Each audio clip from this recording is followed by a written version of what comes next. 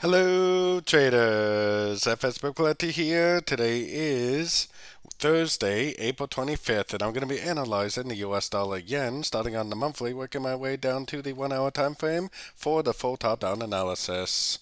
So on the dollar yen, this thing is still pushing up. I mean, it still looks like a wave 5. Kind of seems to be like that 155 area I've been talking about is not going to hold, just like I was explaining in yesterday's US dollar yen video.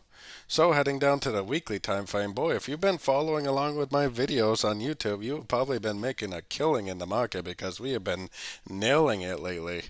This is still a wave 5, it looks like. I mean, it definitely is 5 waves up, but just like I was saying yesterday, kind of looks to me like this 100% level is not going to hold because this looks like a 1, 2, and 3 pattern. And if this really is a 1, 2, 3 pattern, then it's actually more likely to go up at least to the 123.6 to end off this wave 5.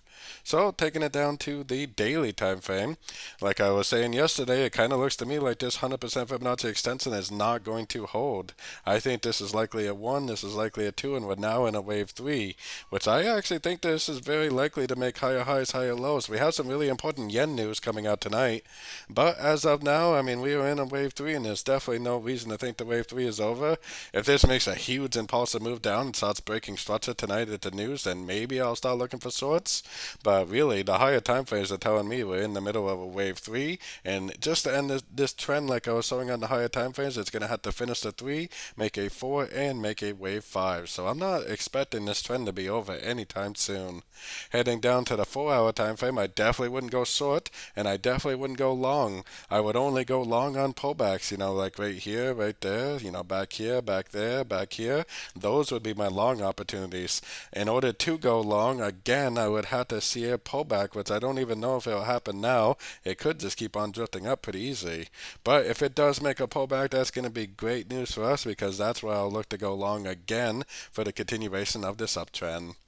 So taking it down to the 1 hour time frame, like I said, I personally wouldn't go short, and I definitely wouldn't go long now.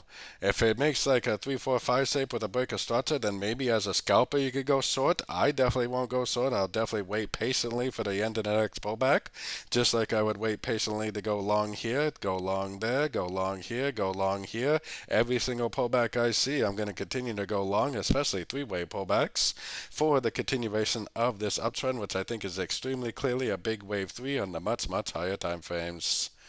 So don't forget to join my free Discord channel, which is linked down here in the corner, and don't forget to check out my membership program that gives you access to my daily live trading sessions, and it will give you access to my swing trade setups by signing up on my website, fxpipcollector.com.